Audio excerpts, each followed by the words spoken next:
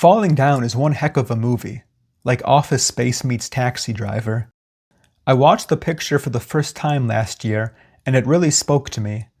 I wouldn't say it felt like a movie that could have been written yesterday, but rather, it feels like a distinctly 90s warning sign about social atomization, anxiety, and the economic precarity and social uncertainty of white Americans that has only gotten all the more poignant with time. And that's probably why the flick has resonated so deeply with me. In this video, I will explain how the character William Foster embodies the angry white man trope, while also explicitly tying him and his surroundings to the changing waters of the 90s and post-Cold War era America. I'm sure most of you have already seen the film, but here's a summary for those who haven't. The movie opens with William Foster trapped in a construction-induced traffic jam. Everyone's at a standstill, the heat is sweltering, the AC is kaput, and our anti-hero is surrounded by boorish, apathetic commuters. Foster, also known by his vanity plate defense, can't take it anymore, so he gets out of his car and walks away, telling another aggravated driver he's going home. He enters a convenience store to get change for the payphone, but he has to buy something first. Infuriated by the obscenely priced Coca-Cola and the shopkeeper's poor English, he wrestles a bat from the owner and destroys the overpriced merchandise. Then he buys his pop, now on sale, and departs. He mistakenly wanders into gangland and is harassed by two cholos, who demand his briefcase. He fights them off, obtaining a switchblade in the scuffle. We find out Foster's mission as he makes a call. Home means his ex-wife's house, as he wants to give his daughter Adele a present for her birthday. But Elizabeth, Bill's ex-wife, isn't having it. The gangsters track him down and come with the posse, but they completely botch their drive-by shooting, missing Foster entirely and crashing into a parked car. This gives Foster a free gym bag of weapons. At a park, a panhandler tries getting money out of Foster with some sob stories. To shut him up, Foster relinquishes his briefcase, which we find out is just a lunchbox. Foster goes to order breakfast at a fast food joint, but he's told they're only serving meals from the lunch menu. Annoyed by this arbitrariness and the faux friendliness of the employees, he holds the establishment up, though he decides he's more in the mood for lunch anyways. But to his chagrin, the cheeseburger is not as advertised. All the while, Foster is being tracked down by Martin Prendergast, a police officer enjoying his last day before retirement. And as the story of Defense's rampage trickles into the department, he's the one who makes the connection that it's all being done by the same guy. But Prendergast's wife is neurotic and needy, and keeps insisting that he drop everything and come home. Defense visits a military surplus store to get boots, and the homophobic owner diverts the attention of the police officeress who is searching for Foster. The owner takes Foster to the back, which is filled with Nazi memorabilia. He gives Defense a rocket launcher and tells him that the two have a lot in common, and he approves of Foster's rampage. But Foster disavows the man's views, and the two get into a fight, which ends with the neo-Nazi dying, and Foster walking away with a rocket launcher and a new fit. Foster continues his odyssey home, passing through a construction site, a golf course, and a plastic surgeon's property, before he reaches the pier where his ex-wife and daughter are. Prendergast appears and confronts Foster, allowing Elizabeth to kick the gun away and flee with Adele. Defense laments his circumstances, as he did everything they told him to, yet he comes out of it the bad guy. And now he feels he has nothing left to lose. Prendergast thinks Foster is about to pull a gun and shoots him, but nope, it was a water pistol.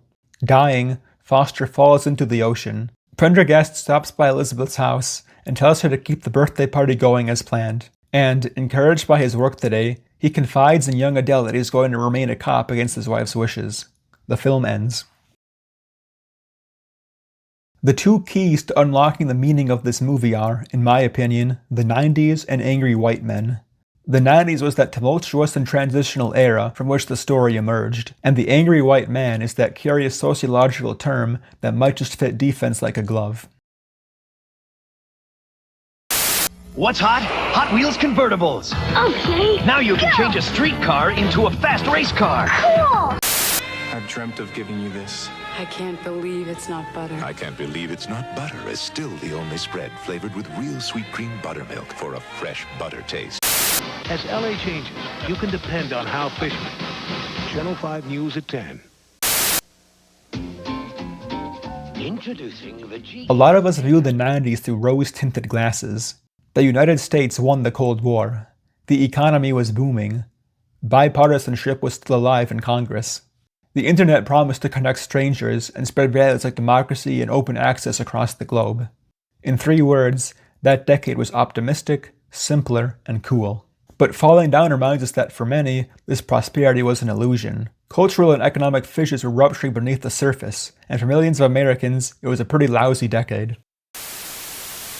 People have been killed, hundreds of others hurt. Some drivers were pulled from their cars and their trucks and they were beaten up.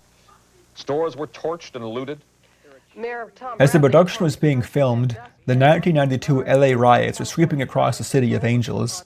The cause of the riots is commonly traced to the acquittal of 4 officers charged with using excessive force against Rodney King, a 25-year-old African American.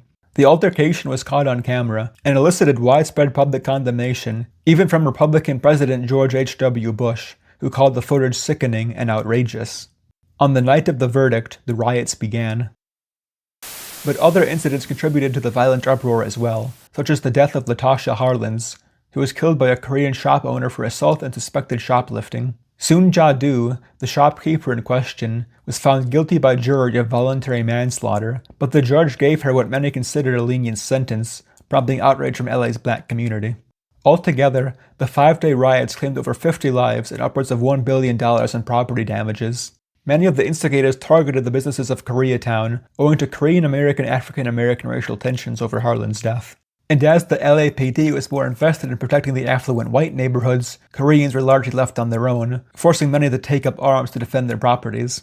That's where the whole rooftop Koreans meme comes from. Another source of 90s tumult was, ironically, the end of the Cold War. With the collapse of the Soviet Union, the United States was able to cut back on military spending and reinvest in other economic sectors. CIA Bush called this the peace dividend. The human cost of this was mass layoffs. The Bureau of Labor Statistics reports that 333,000 civilian Department of Defense jobs were cut between 1989 and 1999. And when your job is as specialized as building missiles for a governmental department, you can imagine it's a pretty uphill battle to re-enter the economy without significant retraining. That's the cruel twist. America won the war, so over 250,000 of the victors had to lose their jobs. And the third darker element of the 90s, social decay. 1995 was the year Robert Putnam's landmark essay, Bowling Alone, America's Declining Social Capital, was published. 5 years later, he transformed the composition into an even more influential book, also called Bowling Alone. In these works, Putnam argues that Americans have become increasingly socially withdrawn over the latter half of the 20th century, and declining membership in clubs and organizations exemplifies this trend. During the mid-1960s, approximately 8% of all American men and 5% of all American women participated in bowling leagues. By the mid-90s, those numbers fell to 2%, even though Americans hadn't given up bowling as a pastime and, if anything, were bowling more in Putnam's time than ever before. Instead, Americans just bowled alone. There remains an epidemic of loneliness in America, and as social bonds have decomposed, we've lost trust in each other, we're less civically engaged, and we're simply more spiteful.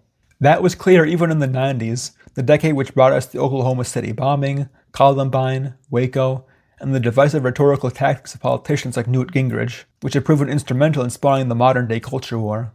Speaking of spite, You will not replace us! You will not replace us! You will not replace us! You will not replace us! the angry white man is an informal sociological term that describes a sort of white man who feels frustrated about his position within the economy and society. He feels economically insecure, like he could lose his job at any moment, and that if he seeks a new one, he will be passed up in favor of a woman or person of color, even if he is more qualified. He also feels increasingly undervalued in a society interested in rectifying past wrongs against minorities and addressing persisting structural inequalities, where he is, and has historically been on, the side of the beneficiary. But as the angry white man would argue, in spite of any real or imagined privilege he has, most of his life sucks. And with everyone advocating for blacks, women, and immigrants, who is looking out for him? All of this anxiety can give way to anger, and in rare cases, this anger can give way to violence. The term angry white man was popularized by Michael Kimmel's book of the same name, which emphasizes the group's perceived feelings of emasculation. As Kimmel writes, it is not just their livelihoods that are threatened, but their sense of themselves as men. And this is in large part because, as the author notes, providing for the family has been the defining element of American manhood. The man who allows his wife and children to go hungry or worry about the future is no man at all. Kimmel also characterizes the angry white man by his aggrieved entitlement, which is essentially the angry white man's reaction to the dismantlement of his privilege. The two components of aggrieved entitlement are: 1. The angry white man feels entitled to certain things like a stable job, a nice house, etc. And 2. The reason why he doesn't have these things is that bureaucrats, minorities, women, immigrants, etc. have taken them from him. Aggrieved entitlement, Kimmel notes, is not aspirational, it is nostalgic. The angry white man believes it was once the case that America was a meritocracy, but the American dream has been swept away from under his feet. A few misconceptions about the angry white man to address. It's easy to treat the term as synonymous with white blue-collar workers, and there's a lot of overlap, but the angry white man category also encompasses upper-middle-class workers and even pensioners who feel they've been left behind. The angry white man is not an economic class, but a social phenomenon. Secondly, many people argue that the angry white man is inherently right-wing, but I don't necessarily think that's true, at least not in my understanding of him. I think it's just that his values tend to be things like individualism and 1950s gender roles, which are more associated with American conservatism. Many angry white men are apolitical and more concerned with their family's well-being than national issues. But the moment they step into the political arena, they're far more likely to be on the conservative side, which is also the side that displays more willingness to listen to their concerns. All that being said, I'll now speak about aspects of defense's character and their relation to the angry white man trope in the 90s. Number 1. Defense is anxious, uncertain, and mad. It's impossible to ascribe any single motivation to Foster's spree because, well, there is none. Instead, so to speak, enough tension had built up within the bowstring that the arrow finally took flight. And what made him snap is something so innocuous, many of us face it twice every workday: traffic. But the jam symbolized where Foster felt his life was going: nowhere. So why bother pretending? He just decides to say screw it and walk across the city of LA to see his estranged ex-wife and daughter, and whatever happens, happens. Absolutely none of Defense's eruptions of violence are planned, and the implements of destruction aren't even his own. He just acquires them as he surmounts each challenge.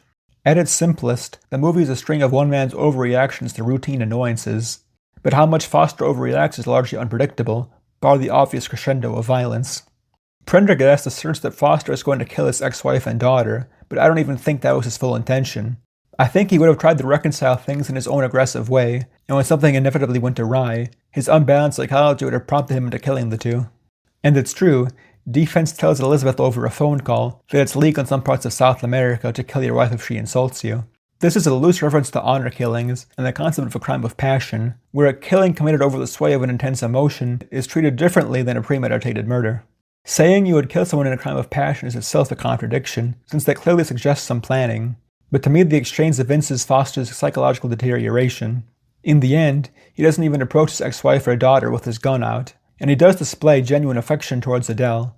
It's just, in some moments, he's ready to strangle his family. In other moments, he's ready to be a father and husband again. In a lot of ways, Defense really embodies the anxiety and uncertainty of Cold Warriors entering a new era. We know little about Foster's background, but we do know he was a patriot. At his mother's house, we see photos of Bill in uniform, and even a Purple Heart certificate on the wall. Foster's service continued even after he traded his Cracker Jack for a tie and pocket protector. As the good soldier he was, he even retained his crew cut, and his vanity plate Defense also evokes his job with the Department of Defense and his protection of America. Nonetheless, Foster is one of those 1/3 employees who were laid off as part of America's post-war restructuring. He dedicated his entire adulthood to serving the country, only for it to be lost one afternoon when some bureaucrat decided the DoD needed to trim the fat. So what does his future have in store? Bill doesn't know, other than that it looks bleak. He fruitlessly pursues opportunities in the want ads. He's dressing up for work even though he has no job to commute to. And he can't even remember if he's overeducated and underskilled or the opposite. And also, like the Cold Warriors, Foster is geared for combat. He's not one to sit around and wait for something to happen. He is a man of action. If he can't serve his country or punch a clock, he will create action for himself, even if it ends up being against the laws of the country that he swore to protect. Foster's final and most damning moment of uncertainty comes at the very end, when Prendergast causes him to ask that famous question. I'm the bad guy? Yeah. Foster grew up in a bipolar world, with American capitalism on one side and the Soviets and communism on the other side. If ever Foster had a moment of doubt about his self-worth, he could perhaps at least cling on to the belief that he was putting in the good fight for a good country and that made him a good person. He did everything they told him to, and if they were good Americans, how could they steer him wrong? Indeed, following their orders gave him a house and a family for a little while. This reminds me of one of Kimmel's observations, that angry white men are some of the strongest believers in the American dream, hence they're among the most frustrated when it turns out to be an illusion. And we might also add, angry white men show the most loyalty to the United States, so they are the most infuriated when they determine the country is headed in the wrong direction. We can't help but notice this with Foster as well. We know absolutely nothing of his work performance, but everything about his appearance suggests meticulousness, from his crew cut to his briefcase. Foster is very much a character who believes that hard work pays off, and that he is toiled only for what's right. And look where it got him. Prendergast calling Bill's moral character into question is the ultimate gut punch for Foster, and it marks the evisceration of Defense's American dream. Foster has clearly been disillusioned for a while, but seeing himself on the other side of the law erodes his last bit of faith in America. It's no coincidence that, moments later, he suicidally tricks the officer into shooting him, as Foster has determined that, in a world where success is forever uncertain, where his loyalty to the United States is meaningless, and where he is seemingly infuriated by everything, he has no reason to live. Number 2. Defense is selfish and self-entitled, and so are most of the people around him.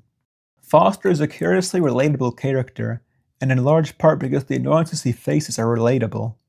We hate pitiful hamburgers, we hate snobs from the country club, and so on, but we shouldn't lose sight of how disproportionate his reactions are, and how they betray a profound self-entitlement on his part. It sucks having to overpay for a Coca-Cola, but Defense doesn't consider that maybe the reason the pop's so expensive isn't because the owner is a jerk who wants to see him suffer. Maybe this convenience store operates in a neighborhood with high rates of theft, so the owner must raise prices in response. Maybe the absence of local competition allows the store to overcharge customers. Maybe there's simply a disruption in the supply chain between sugarcane and the shelf that has forced prices up, and so on.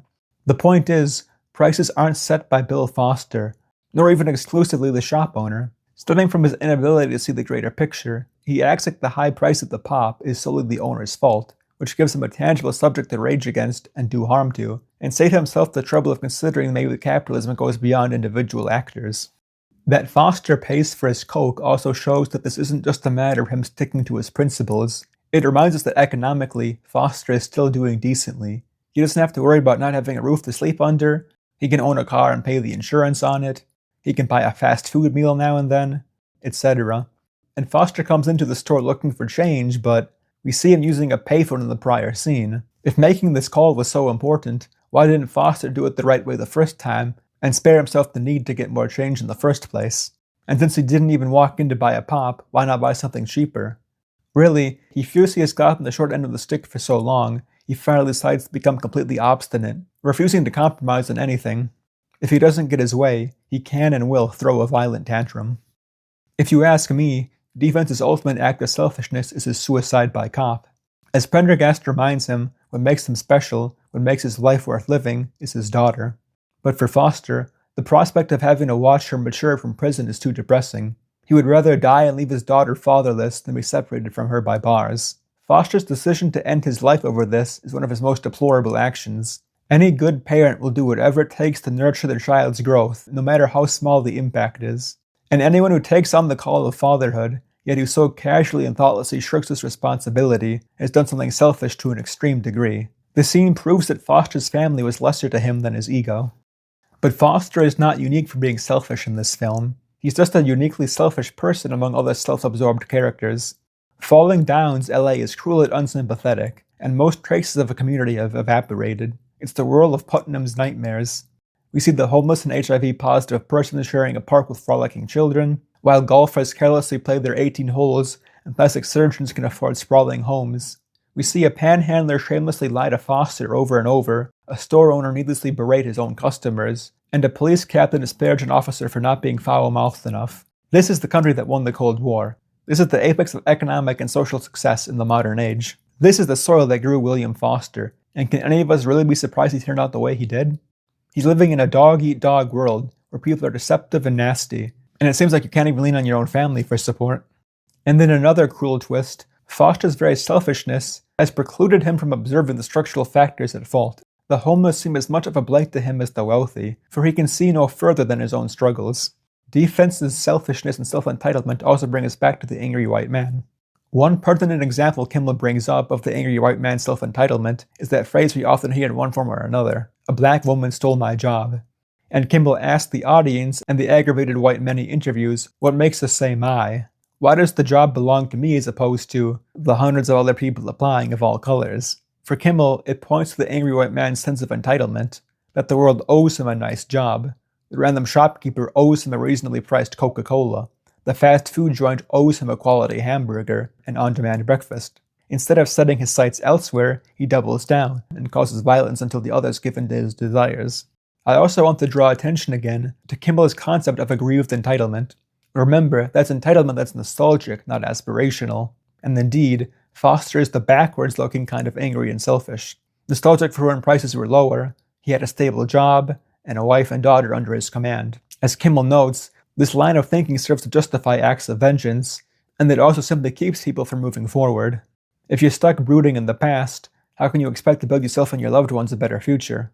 All you build is resentment and bitterness. And really, we have to ask ourselves, what is the world that defense wants to build? Why has he done all of this slaying? It's for 50-cent cans of Coke and all-day fast food breakfasts. That's his revolutionary vision. That's what's worth dying for. It's not even unimaginative, it's anti-imaginative. It's narcissism to a pathological degree. Number 3, defense is racist. Kind of? I would describe him as a casual racist. We have a tendency to think of racism as like an on and off switch. Either you're a cross-burning Klansman, or you're the reincarnation of Martin Luther King Jr. In actuality, nearly everyone falls somewhere in between. There are people who brag about being racially colorblind, but infantilize people of color at every turn. There are also people who believe other races are innately inferior to whites, yet don't have any problem socializing with and even befriending folks of different skin tones. As it turns out, most people are a web of contradictions who manage to hold varying levels of racist and anti-racist views at the same time. Defense has this brief outburst of racism, but he's not racially conscious in the way that the neo-Nazi is overtly conscious of his whiteness and always sizing up the demographics of the whammy burger. Nor is Foster racially conscious in the sense of being aware of how the convergence of his class and ethnicity granted him the relatively comfy life he clung on to for a little. He's not in a demographic more statistically likely to be pulled over by police. He's never had to face scrutiny from strangers accusing him of leeching off America's goodwill, etc. Rather, he subconsciously takes it for granted that to be American means to be white and to speak English, but that still leaves room for minorities to become American, provided they adopt American customs and drop their accents. This is why he's able to experience a moment of cross-racial solidarity with the protester wielding the not economically viable placard. The protester is dressed exactly like defense, and similarly expresses frustration for being abandoned by capitalism despite being a hardworking American. Were Foster a neo-Nazi, he would have categorically denied such a connection, insisting that a black man being economically unviable in a white man's country is only to be expected. But at the same time, Foster doesn't pick up on how their differences in racial identity tangibly affect their lived experiences. The not economically viable man is picked up by the police for his nonviolent protest. On the other hand, Foster has enough leeway to undertake a rampage across LA before he's caught. And Pendergast doesn't even confront him with his gun drawn. He's even allowed to air his grievances. It's a far more respectful send-off than being shoved into a cruiser. Another notorious example of Foster's subconscious racism is his interaction with the Korean store owner. He fears that white Americans are getting screwed over by minorities like Koreans. He asks the store owner if he knows how much money the US has funneled into South Korea, and the owner returns the question. Defense can't answer. In other words, his opinion is just based on vibes. It seems to me like he's looking for a scapegoat, and that scapegoat is non-white foreigners. Why can't the DoD employ me?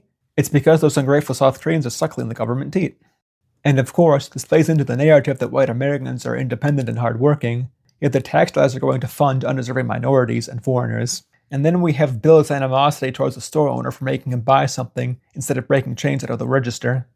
Again, keep in mind this film takes place in the wake of the LA riots, where Korean stores were explicitly targeted and burned down. I really can't blame the store owner for being hesitant towards keeping the register open for customers' intentions he can't be sure of, and we can also compare and contrast Defense's own destruction of the store with the burning of Koreatown. They're both gratuitous, and they're both being perpetrated by a member of an outside racial group who feels that Koreans are screwing his group over. But keep in mind that a big motivation for the riots was at least the killing of Latasha Harlins. To be clear, I'm not trying to excuse the riots or the destruction of Korean businesses, nor am I denying that a lot of the destruction is purely opportunistic. Bad actors taking advantage of racial tension to plunder and pilfer for themselves. It should go without saying that this kind of conduct is abhorrent, but I can more reasonably understand someone turning to violence as a reaction to possible murder, and a possibly racially motivated one at that, than as a reaction to an overpriced can of pop. But Foster is wholly ignorant of the racial tensions straining the relationships between Korean Americans and white Americans and black Americans. As far as he's concerned, he's entitled to change in cheap beverages, whenever and wherever. In sum, he possesses the casual racism of the typical angry white man. It's not an in-your-face racism, it's just born out of ignorance, and both a coping mechanism to rationalize the present poor economic state, and the remnant of the racist views that have historically inhabited America.